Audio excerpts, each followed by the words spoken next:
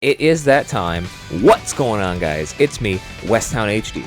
So guys, we're taking a look at the PlayStation 4 version of Sonic Colors Ultimate running on a PlayStation 5. Sonic Colors is a game very near and dear to my heart, so naturally I had very high expectations going into this review. Before we get into that though, a like and subscribe would be more than appreciated. We're trying to hit 500 subs before the year is over, and with the help of you all, I know we can do it. With that being said, roll the intro.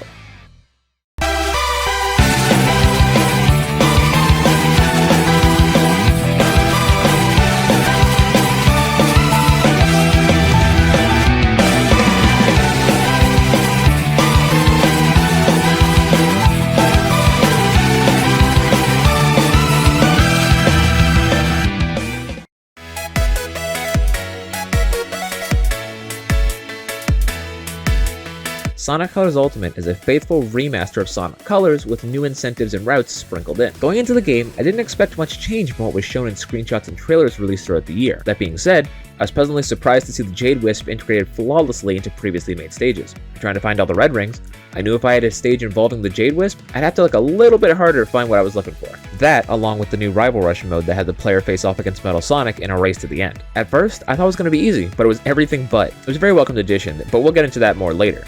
Let's talk about the story now. The story of Sonic Colors isn't the most ambitious the series has seen by any means. It was only Roger Craig Smith's second time voicing the character after all. To give you a quick gist of the story, Sonic and Tails are on their way to the new Interstellar amusement park, built by the notorious Dr. Eggman. Claiming he's not up to anything nefarious, Sonic and Tails go to investigate.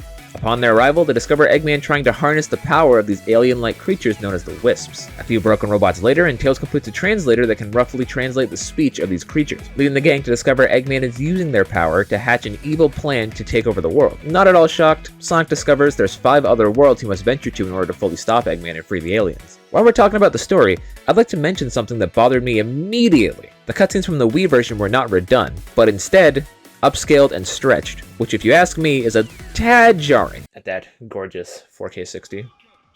Oh, this cutscene. Oh no! They did not remake these cutscenes. These are ported from the Wii, like 1-to-1. This is 480p. Really? This is jarring. Just wait till you see it. What if I'm picking up a coin. Going from the new vibrant bloom-filled models and environments to the Wii cutscenes really can take your immersion away. I didn't expect them to fully re-record the lines for the game, but simply redoing the cutscenes I feel would have truly made this the definitive package.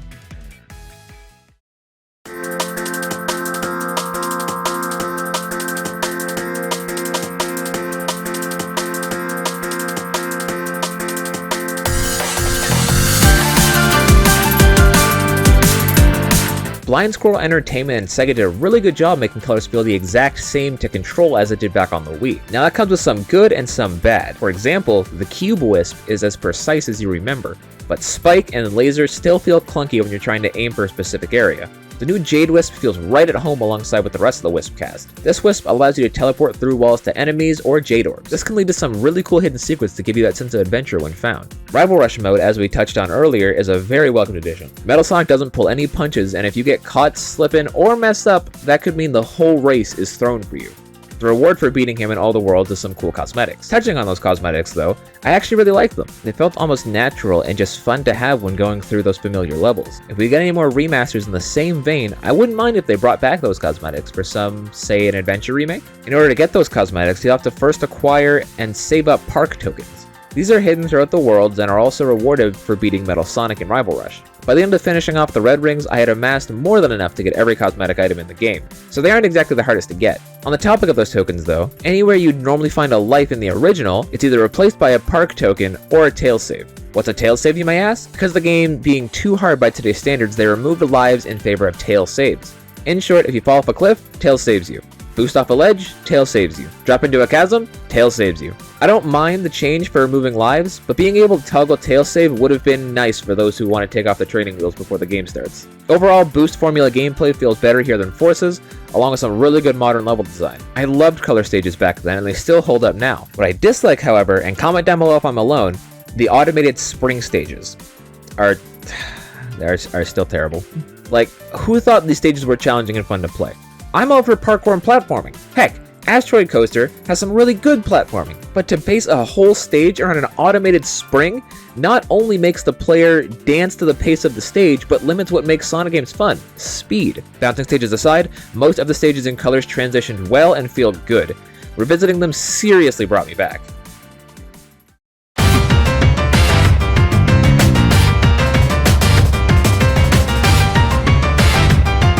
If you follow the Sonic news up to release, you'd likely have heard some of the remixes they release every couple of weeks. In Sonic Colors Ultimate, there's 6 acts per zone. Each act now has a different song, with 3 remixes and 3 original Sonic Colors songs. I personally only sampled 1 remix before launch in order to get a feel and went into Colors Ultimate blind to any new remixes. I was pleasantly surprised with how vast the majority of remixes came out. Aquarium Park is just as chipper and upbeat as the original mix, Tropical Resort feels even more funky, and Terminal Velocity is even more thrilling than before.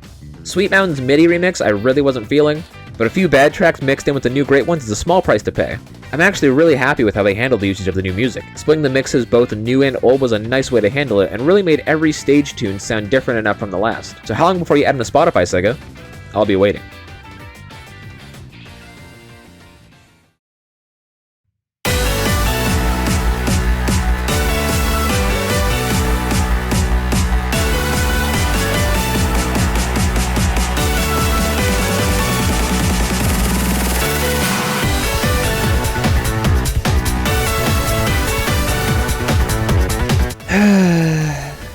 We couldn't have a nice port, could we? Let me first start by saying if you play the PS4, Xbox, or PC versions, you can beat the game with likely only a few crashes. I can't talk very much though about the Nintendo Switch version of the game, as I've only seen videos on Twitter, videos that apparently were on hacked Switches or emulated ones. I don't know what to believe in terms of the Switch version right now.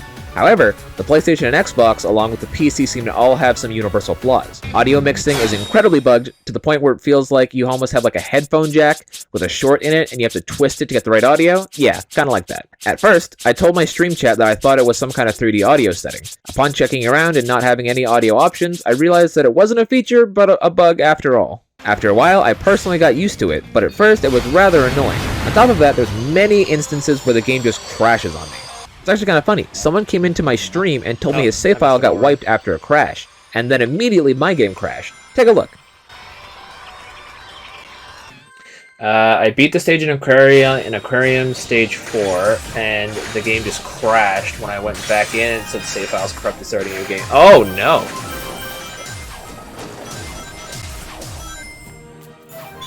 I might back out right now and restart the game just so I can update my cloud saves. What? My game just crashed. Wait.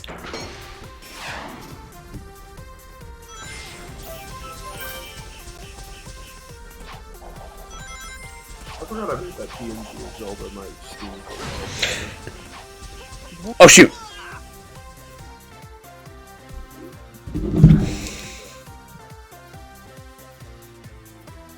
No. Can we not? Can we not? It crashed. You need a hug, bro. That area always gives you so much speed. I don't know why. So, apparently, for MX, it takes place somewhere around a little after the halfway point in G Gundam. I thought you were gonna say somewhere. So like, oh, you mean like at the in Neo Hong Kong? I'm facing DG Cell infected Saisaichi in George. Oh, okay. So that part. No! Come on! Did it crash again? Yes. Now I can't get that trophy. All right, Sega, because we have to run through every single stage in the game with no checkpoints, and the game will not stay on long enough for us to do that. So we'll get the platinum when they patch the game. These crashes are common enough to make certain objectives impossible. I wanted to 100% this game before starting this review, but upon making 3 attempts of Egg Shuttle, a game mode where you have to race through every stage with no checkpoints or saves, it became clear to me I wouldn't be able to do it with the current version. I'd get super close and then all of a sudden the game would boot me out or crash on me. This really discouraged me overall. Sadly, I'll have to dock points for these really intrusive glitches and bugs. So for that reason, I've decided to do something different because I adore Sonic so much and I know Colors is a good game deep down. I'll be presenting 2 scores here. That's largely in place to do with Sega already stating they're looking to patch these bugs ASAP, but for now, we have to suffer. Keep on running, I'm gonna reach for the stars. In a perfect world, Sonic Colors Ultimate is a fun return to some of modern Sonic's best stages and fast-paced action. The new edition of Rival Rush is a treat with how hard those races can be. Collecting all the red rings to get Super Sonic is super enjoyable too, as it shows you every nook and cranny the stage has to offer, and not to throw shade, but also demonstrates what good 3D level design is. Sonic Forces.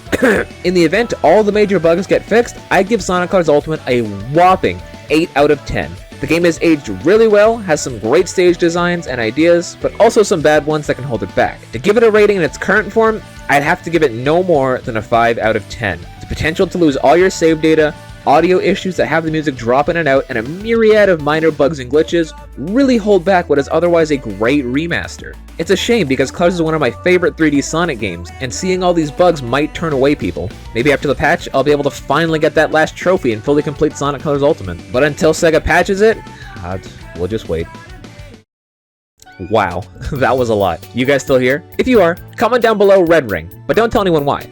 It'll be our little secret. Colors was fun, and I'd like to see more Sonic games remastered for the modern day. People are asking for Generations on modern consoles, but I really don't think that's needed. Personally, I hope Unleashed is next, along with Heroes. But we're gonna go ahead and call it here. Thank you to everyone who stuck with it to the end. As you guys know, I'm very into Sonic, so I tried to best keep my bias out of this video and review it with a fair eye. Hopefully I didn't ramble too much. With all that said, let me know if you guys are gonna get the game, or if the bugs have kind of turned you off. Leave a like and subscribe so we can get to 500 subs before the year is over. Hit the bell if you want to see more Sonic and other video game related reactions and reviews in the future. This has been your boy Westtown HD, and I'll see you guys in the next video. Deuces!